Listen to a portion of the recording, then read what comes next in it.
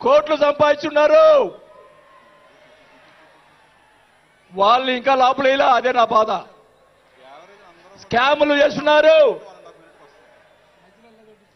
కార్యకర్తలు పట్టించుకోలేదు. కోట్లు సంపాదించి ఈరోజు రకరకాలుగా మాట్లాడుతూ ఉన్నారు. పవన్ కళ్యాణ్ గారి గురించి నిన్న మొన్న మాట్లాడాడు జగన్మోహన్ రెడ్డి గారు. ఏదో కౌన్సిలర్ అన్నాడు, ఇది అన్నాడు. అయ్యా జగన్మోహన్ రెడ్డి గారు, మీ నాన్న దయతోటి నువ్వు ముఖ్యమంత్రి అయ్యావు. మీ నాన్న అంత అడ్డు పెట్టుకొని మా నాయకుడు, ఇప్పుడు జనసేన నాయకుడు పవన్ కళ్యాణ్ గారు స్వశక్తితోటి ఈరోజు లక్షలాది మంది అభిమాన పాత్రులు అయ్యాడని గుర్తుపెట్టుకోవాలని కూడా తెలియజేసుకుంటా ఉన్నాం. మీ నాయనతోటి వెనక ఒకసారి ముఖ్యమంత్రి అయ్యావు, ఇంకా చూద్దాం. నేను ఒకటి కూడా చెప్తా ఉన్నా, నేను పవన్ కళ్యాణ్ గారిని కలిసినప్పుడు రాశారు చాలా మంది, కొన్ని పత్రికల్లో మీడియా వాళ్ళు రాశారు. ఏం రాశారు? బాలినేని గారు చాణక్యుడు కూటమిని విడగొడతాడని చెప్పి కొన్ని పత్రికలు రాసినాయి.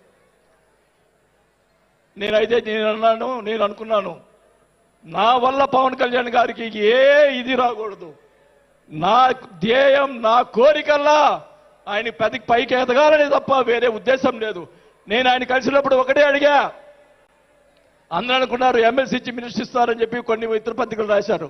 నేను ఆయన ఏమీ అడగలేదు, ఒకటే అడిగా, సార్ మీతో నాకు సినిమాలు తీయాలని సార్ అని అన్నా. నా కోరిక అదే సార్. నేను 5 సార్లు ఎమ్మెల్యే అయ్యా, 2 సార్లు మంత్రి అయ్యా, చాలు నాకు. ఇట్లాంటి బూతులు తిట్టే రాజకీయాలు మాకు వద్దు సార్. మీతోటి ప్రయాణం చేస్తా. జనసేనని నా సాయశక్తులా నేను చేయగలని మా జిల్లాలో 6 నెలల తర్వాత కార్పొరేట్లను చేర్పించాం. మీరు ఛాన్స్ ఇవ్వండి. మా జిల్లాలో జిల్లా పరిషత్తు అన్నీ కూడా జనసేన చేస్తానని కూడా మాకు తెలియజేసుకుంటా ఉన్నా. మాకు ఇవ్వండి ఛాన్స్. నన్ను ఆపద్దు. నాకు జరిగిన అన్యాయం మళ్ళా ఒకరోజు మీటింగ్లో చెప్తా. ఒకరోజు చెప్తే సరిపోదు, ఎందుకంటే టైం లేదు కాబట్టి. నాకు అన్యాయం జరిగిందని చెప్తా. జగన్మోహన్ రెడ్డి గారు చేసినటువంటి అన్యాయాలని చెప్తా. నాకు జరిగినటువంటి అన్యాయాలు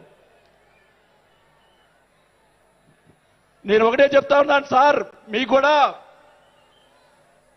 దయచేసి జనసేన కార్యకర్తని చూస్తున్నాను. అన్ని నియోజకవర్గాల్లో ఎమ్మెల్యేలని చాలా మంది గెలిపించారు. కార్యకర్తల్ని జనసేన వాళ్ళని పట్టించుకోవటం లేదు. దయచేసి చంద్రబాబు నాయుడు గారు, పవన్ కళ్యాణ్ గారు ఇద్దరు కూర్చొని ఒక ప్రెస్ మీట్ పెట్టి ఎమ్మెల్యేలందరికీ ఫిరాయించండి. జనసేన కార్యకర్తలు కూడా మీరు వాళ్ళకి రావాల్సినటువంటి రేషియో ప్రకారంగా వాళ్ళు కష్టపడి పనిచేశారు. ఇప్పుడు తెలియదు ఆ బాధ. రేపు ఎలక్షన్ తెలుస్తుంది. వాళ్ళు వాళ్ళు అడుగుతారు రేపు.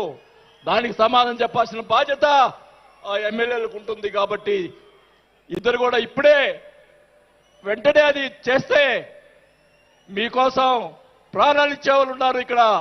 అలాంటి వాళ్ళని మనం కాపాడుకోవాలి. కాబట్టి మీరు అంటే నేను ఇలా మాట్లాడుతున్నానని అనుకోకుండా మన నాయకుడు బాగుండాలని కోరుకోవాలి.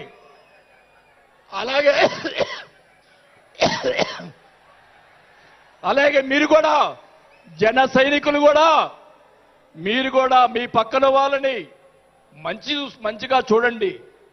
మన పార్టీ పైకి తీసుకొచ్చేదానికి మన నాయకుడు ఇంకా ఎదిగేదాని కోసం ఇంకా కూడగొట్టుకోవాల్సిన బాధ్యత కూడా మీ మీద ఉందని కూడా ఈ సభాముఖంగా తెలియజేసుకుంటా ఉన్నాం.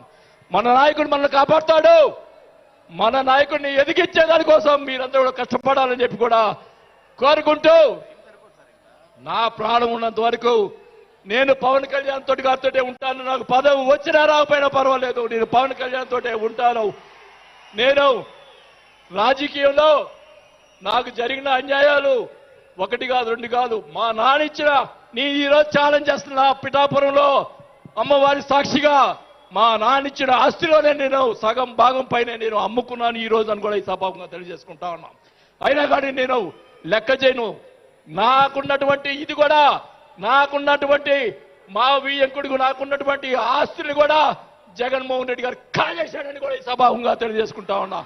కాబట్టి అది త్వరగాలో మీరు చెప్తాను అవన్నీ కూడా తెలియజేసుకుంటూ ఈరోజు మీరు నన్ను దయచేసి ఇప్పుడు ఈ మాట్లాడిన దానికి ఇంకా రేపు ఒకటే కౌంటర్లు వస్తాయి నాకు తెలుసు. ఛాలెంజ్ చేస్తున్నా, నేను ఇది కూడా ఛాలెంజ్ చేస్తున్నా. చంద్రబాబు నాయుడు గారు కూడా అడుగుతా ఉన్నా, మొత్తం మొన్న జరిగినట్టు ఉన్నటువంటి ఎమ్మెల్యేలు అందరి మీద ఎంక్వైరీ, నా మీద కూడా సహా ఎంక్వైరీ చేయండి. ఎవరు అన్యాయం చేశారో, ఎవరు తప్పులు చేశారో, ఎవరు కోట్లు సంపాదించారో మొత్తం బయట పెట్టాలని కూడా ఈ సభగా తెలియజేసుకుంటా ఉన్నా. ఈ ఉక్రోషం, ఈ బాధ నాకు తెలుసు, మా కుటుంబానికి తెలుసు. మా కుటుంబం ఎంత ఇబ్బంది పడిందో నాకు తెలుసు.